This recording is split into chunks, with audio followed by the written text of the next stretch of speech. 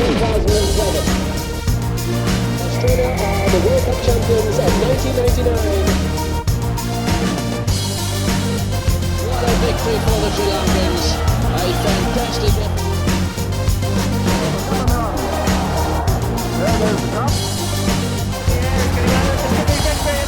Pakistan wins the World Cup. A magnificent performance. Here's the man who's been largely responsible for us over the last. The first World Cup. That is Australia's joy. And England.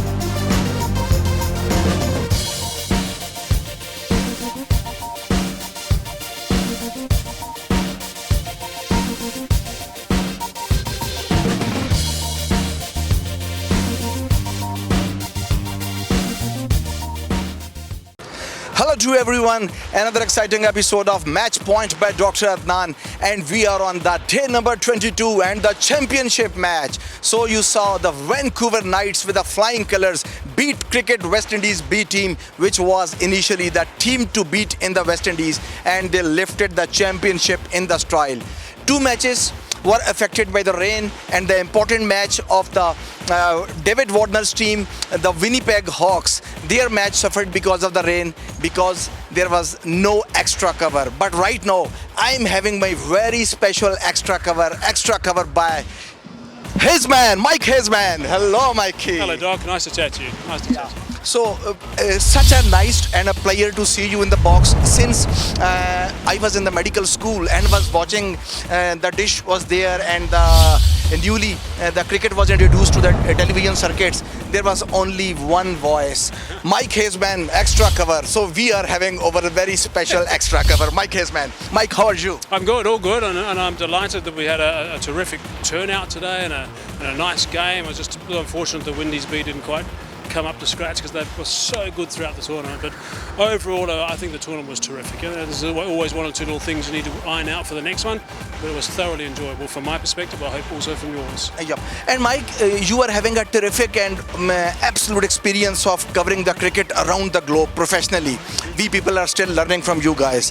So when you came over here, obviously there are a lot of teething factors and a lot of problems are coming, huge grounds. So what was the main issue you thought that it should be improved when league comes to the next year to the same grounds? I think undoubtedly the one thing that stands out is we need to get more consistent pitches. The pitch we played on the last 3 games of playing days was really good. That was nice. We also had 3 really good days right at the start of the tournament.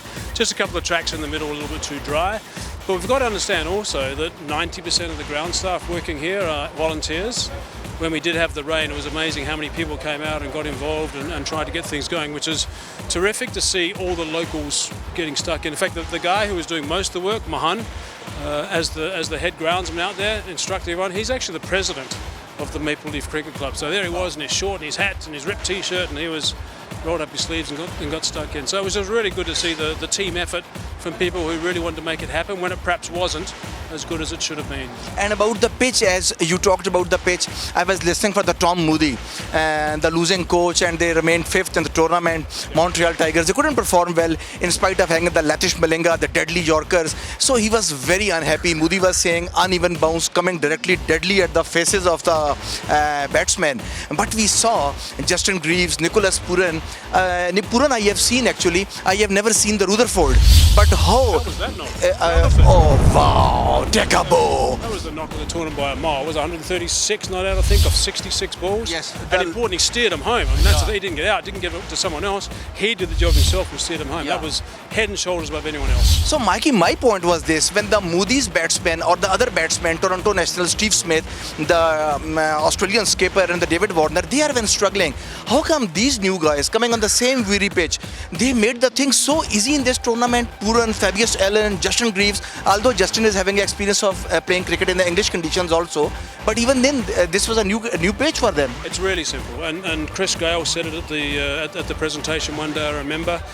David Warner also said at the presentation as well.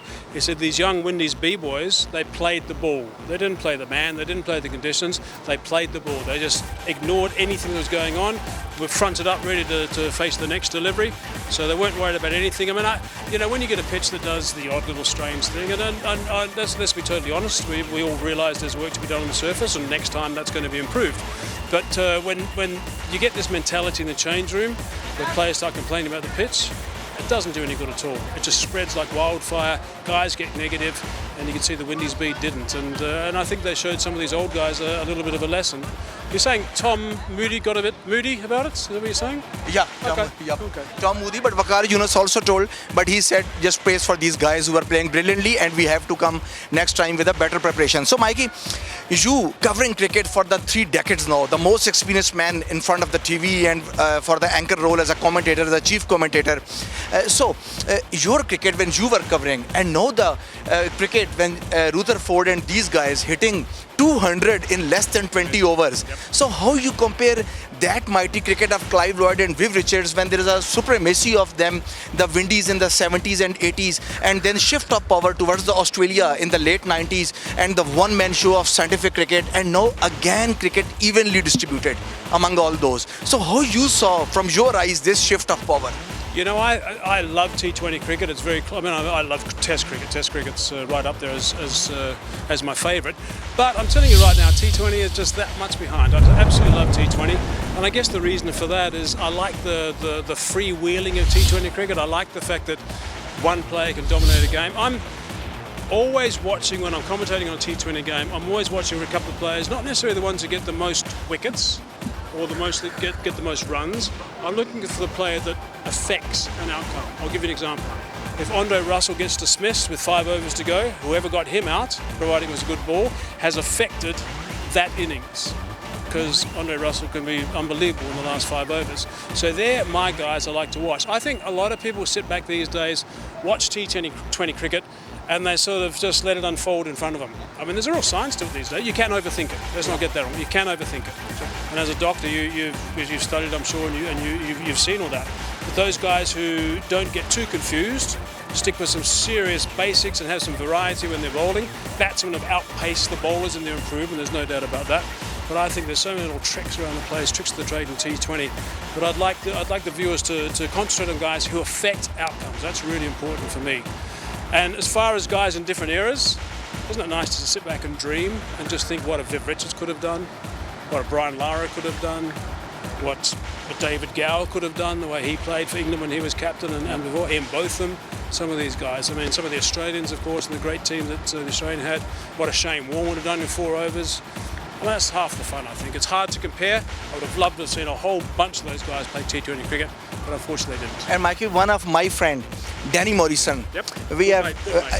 where is Danny Morrison? We are missing him. The flying colours and the, not the anchor, but the sporting colourful commentator. Yep. Where is Danny? Is he coming next season? I don't know. He at the moment he's busy in the Caribbean. He's working on that series, the West Indies versus Bangladesh.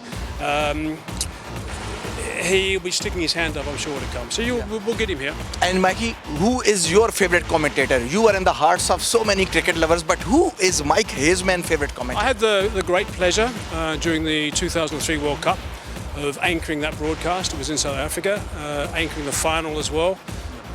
And I commentated with Richie Benaud. Oh, wow. I say no more. Does it get any better than that? Different styles. I got a different style from Richie, but it was just a delight to sit next to him after all the years I'd heard in the beige jacket, just to sit next to him and see him go about his work and listen and hang off every word that he said. The great Richie Benaud, rest in peace. The very tough time for the Australia. First they lost the son of cricket, their son, and then in between the World Cup and then losing their father.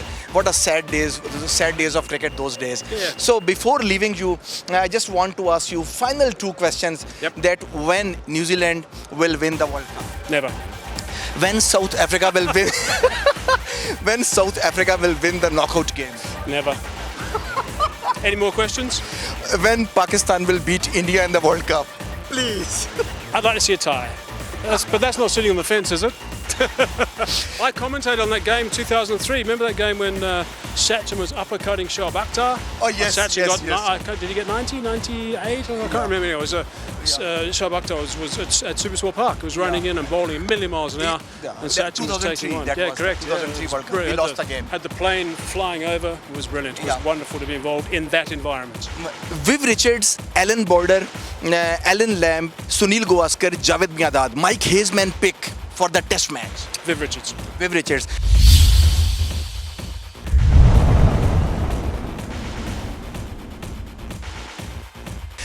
Brian Lara or Sachin Tendulkar, your pick. Brian Lara. Brian Lara. Most entertaining, Brian Lara. Viv's the best I've seen. Brian's the most entertaining.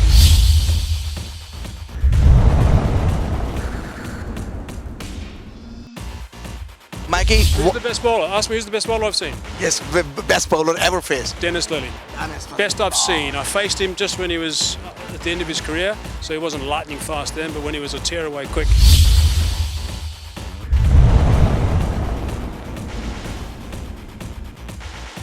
And if you compare with the Jeffrey, Faced Tomo as well. He was sharp and what a character, but no, Lilly was the best of them all. Mike Haysman has a chance to face Shoaib Akhtar or Batley, whom he will avoid.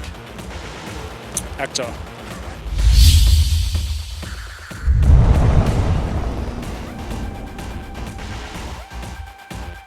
The same question which David Warner answered.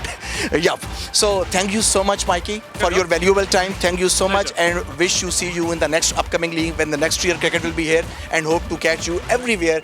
What a terrific stance and what a terrific way to present and bringing the commentary to us. Thank you so much. Terrific, Doc. Thank you very much. Yeah, thank you, Mike. Thank you. This was Mike Haysman, and next time when I will come, we will come with a new superstar and we will take you to the new heights of cricket. So last news from here, the Global T20 Canada, the first ever tournament of its own kind. Vancouver Knights are known to be the first ever champions on this soil in the North America, and hope when we will catch you next time, we will see a new winner. Till then, take care and bye-bye.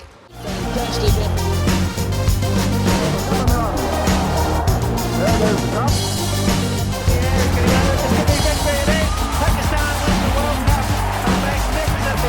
Here's the man who's been largely responsible for us over the last